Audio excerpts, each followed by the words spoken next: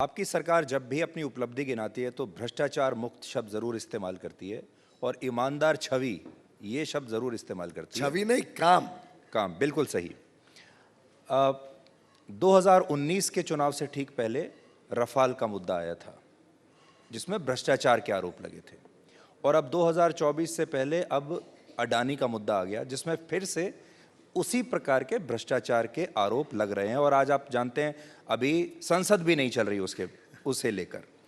इन आरोपों को आप कैसे इस पर अपनी प्रतिक्रिया देंगे? देखिए, आरोप के लिए कोई आधार होना चाहिए। राफेल में भी यही पाया गया, एकदम बिना किसी आधार के आरोप लगाए गए। ना जनता ने उस पर विश्वास किया, ना कोर्टों ने उस पर विश्वास किया।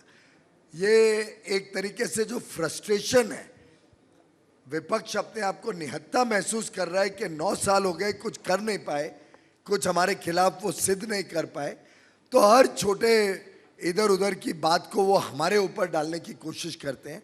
परंतु अभी तक सरकार ने कोई गलत काम किया हो ऐसा तो कोई आरोप इस आज के दिन में नहीं लग रहा है। एक प्रकार से मैं अगर आपको पूछूं तो एक कॉन्ट्रैक्ट कोई बता दे, एक कोई लाभ कोई बता दे जो इस सरकार ने किसी को बिना ड्यू प्रोसेस के, बिना एक बड़े पारदर्शी सिस्टम के कुछ भी अलॉट किया हो किसी को। तो ये एक सरकार है जिसने सिस्टमैटिकली करप्शन को निपटाने के लिए, ख़त्म करने के लिए काम किया है और जनता उसको अप्रिशिएट करती है। और मैं समझता हूँ कि निराधार आरोपों के ऊपर आज जनता नहीं कोई इन्फ्लुएंस होती है, जनता सब समझती है। जी, लेकिन जिस तरीके से सरकार ने इस पूरे मामले पर एक अजीब सी साइलेंस है सरकार में। नहीं, साइलेंस नहीं, हमारे ऊपर तो कोई आरोप ही नहीं है। सरकार में कोई आरोप, हमारी सरकार पे क्या आरोप है? सरकार पर यह आरोप है कि प्रधानमंत्री की गौतम अडानी के साथ निजी दोस्ती की वजह से उनको इतना लाभ हुआ है। मेरी तो आपके साथ भी दोस्ती है, मेरी तो इस सदन में बैठे हुए कई आपके मित्रों के साथ, आपके पत्रकारों के साथ या इंडस्ट्री के लोगों के साथ दोस्ती है।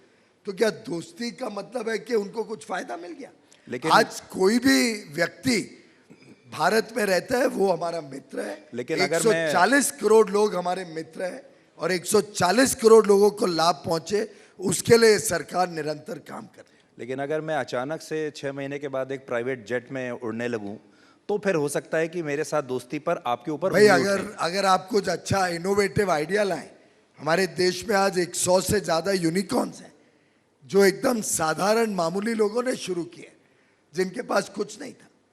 और एंटरप्रेन्योरशिप को इस देश में हमें प्रोत्साहन देना है या एंटरप्रेन्योरशिप को किल करना है? क्या ये देश सोशलिस्ट और कम्युनिस्ट आइडियोलॉजी की तरह सिर्फ सरकारी फैक्ट्रीज लगा के चलेगा या हम एंटरप्रेन्योरशिप को प्रोत्साहन देंगे? आज 100 से अधिक यूनिकॉर्न है। ये यूनिकॉर्न में लोग नए नए इनोवेटिव आइडियाज, अपनी मेहनत, दिन रात खून पसीना करके अपनी कंपनीज की वैल्यूएशन बनाई है। तो मेरे हिसाब से अगर हम एंटरप्रेन्योरशिप को ही किल कर देंगे तो ये देश कभी विकसित देश नहीं बन पाएगा। हाँ, अगर हमने कोई गलत काम किया हो तो स्पेसिफिक आरोप तो लगाएं। एक कॉन्ट्रैक्ट तो बताएं जो बिना ड्यू प्रोसेस के गया हो। इन्होंने सरकार पे तो कोई आरोप लगाए नहीं, हवा में आरोप लगाते जा रहे हैं। If you like the video, do like, comment, share and subscribe.